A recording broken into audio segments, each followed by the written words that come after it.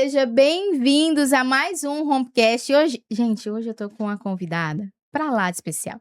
Além de ser amiga, além de ser parceira, minha sócia, Mila Botelho, que vai estar no palco do Ela Rompe 2026. Gente, o conhecimento que essa mulher carrega, eu falo que eu sou um pouquinho transformada cada dia por ela, pelo conhecimento que ela transmite. E hoje eu quero que você conheça ela, que você tenha o prazer de conhecer ela na essência. Seja bem-vinda, Mila Botelho, ao Homecast. E eu quero saber quem é a Mila. Obrigada, Luara, pelo convite. E eu começo falando quem é a Mila. A Mila é uma mulher leve como esposa, como mãe, como filha, como profissional, mas que nem sempre foi assim. Uma mulher que precisou ser transformada, que precisou reconstruir a sua vida, a sua essência, para alcançar os resultados que ela tem hoje. Mila, e você fala muito sobre o comportamental, certo? O tanto que a Mila me auxilia, vocês têm noção.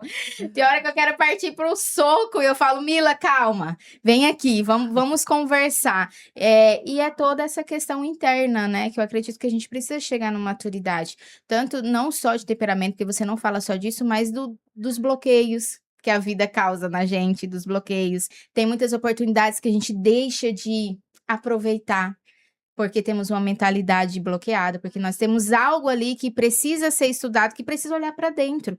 E quando que começou isso na sua vida, Mila? Sempre foi assim? Eu cresci pensando em trabalhar com isso, sempre foi muito tranquilo para mim. Como que foi esse processo?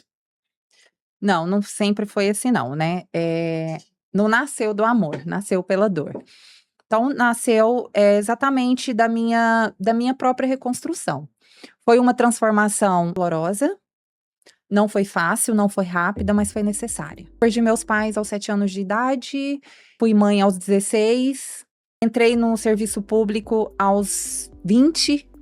Enquanto eu terceirizava isso na minha vida, eu terceirizava meus sentimentos, eu terceirizava as minhas decisões, eu acabava me anulando, né? Até que chegou um ponto que ia mais quem eu era. E a partir daí eu decidi reprogramar minha identidade. Na verdade, eu precisei ter coragem de pedir ajuda, de assumir, né, a famosa autorresponsabilidade para entender que eu não estava bem, que eu precisava de ajuda ali naquele momento para me reencontrar, entender quem que eu era, quem realmente eu era em essência, né? Quais decisões eu tinha que tomar, porque eu terceirizava. Eu cansei de deixar de fazer as coisas que eu gostava, de falar o que eu gostaria para não contrariar o outro. De falar sim para todos, né? Falar sim para todos e ao mesmo tempo que você fala sim para todos, automaticamente você fala não para você. Então isso fez muito sentido na minha vida e foi um dos motivos aí que Então foi algo que começou em você. Em mim. E não é fácil. A gente fala de autorresponsabilidade de uma forma linda nas redes sociais, né? Mas não é fácil. Olhar para dentro e falar bem assim, cara, a culpa não é das pessoas, a culpa não é do sistema, a culpa é minha. A culpa é minha.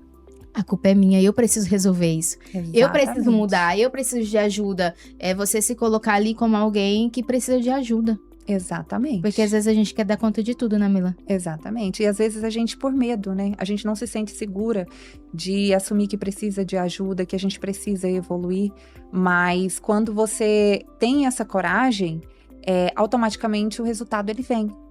Então, foi um passo que eu dei, que para mim fez muito sentido e que realmente eu entendi aí o processo de reconstrução que eu tive que passar para hoje chegar a alcançar os resultados que eu alcancei, os lugares, né?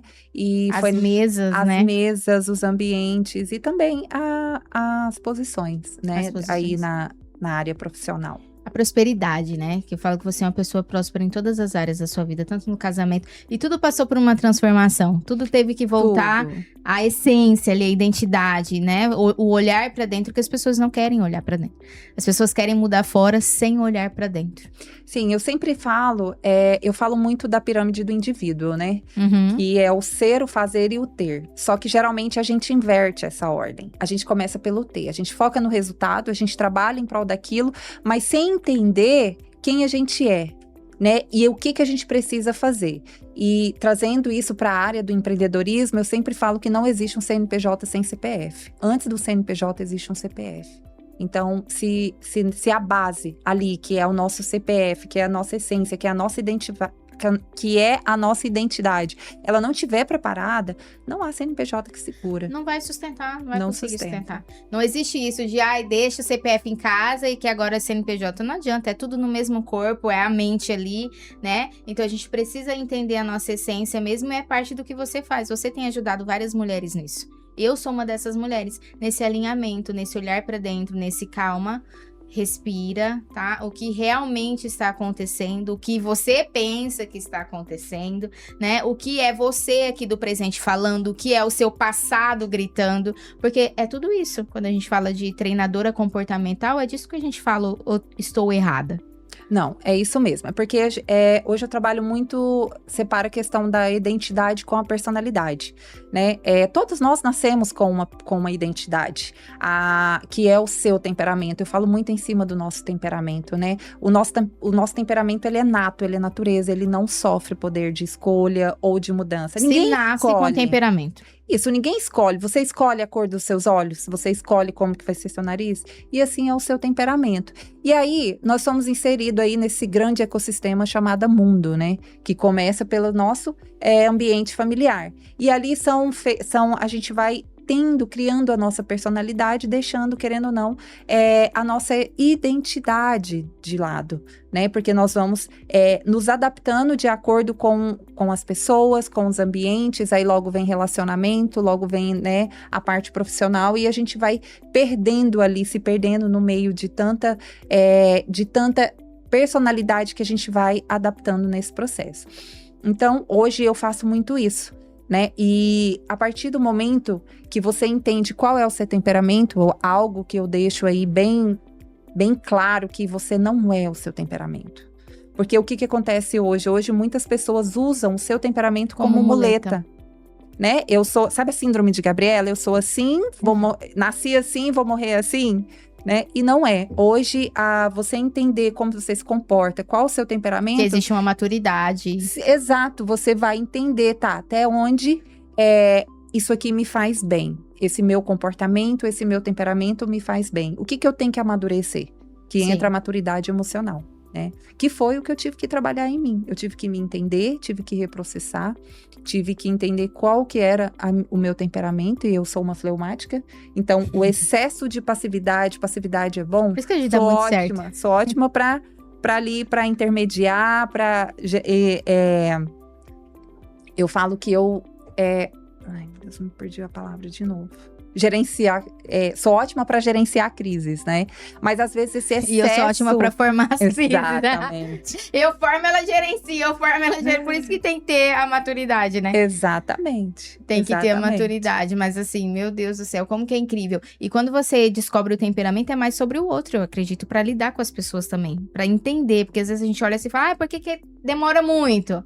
Por que a pessoa demora muito para decidir? E tem pessoas que não conseguem decidir em cima da hora.